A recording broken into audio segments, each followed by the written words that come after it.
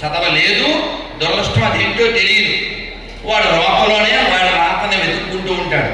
కానీ వారు మహమ్మదీయ కుటుంబంలో పుట్టిన గీత యొక్క వైభవాన్ని తెలుసుకుని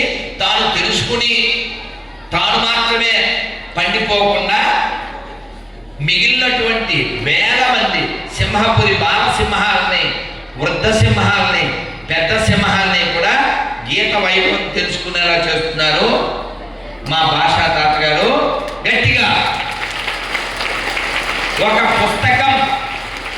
పుస్తకం భగవద్గీత ఈరోజు పుట్టినరోజు. ప్రపంచంలో ఎన్నో గ్రంథాలు పుట్టి ఉండవచ్చు, కానీ భగవద్గీతకి మాత్రమే పుట్టినరోజు జరుగుతుంది. అటువంటి గీత పుట్టిన నేలలో మనం పుట్టాము. అటువంటి గీత పుట్టిన నేలలో మనం పుట్టాము. ఆ గీత చెప్పిన శ్రీకృష్ణ పరమాత్మ పుట్టిన నేలలో పుట్టాము. ఆ గీత బోధిస్తున్న మా తాత పుట్టిన నేలలో పుట్టాము.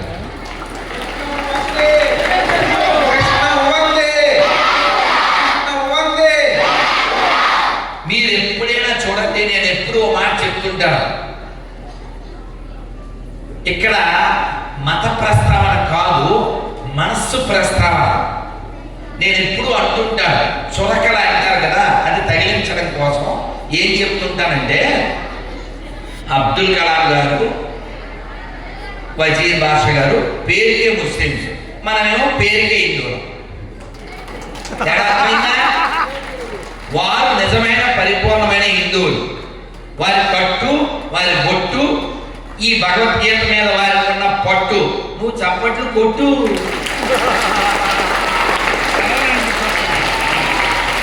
అందుకని మనం ఖచ్చితంగా మా చిన్నప్పుడు స్కూల్లో మాకు పాఠం వచ్చింది, నాన్న వెంకటేశ్వరరావు గారు.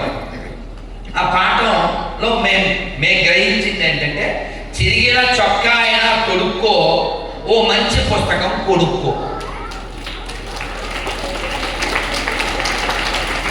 అది నాకు బాల్యంలోనే మనస్సుకి ఎక్కడం వల్ల ఎన్నో పుస్తకాలు కొనుక్కున్నాను.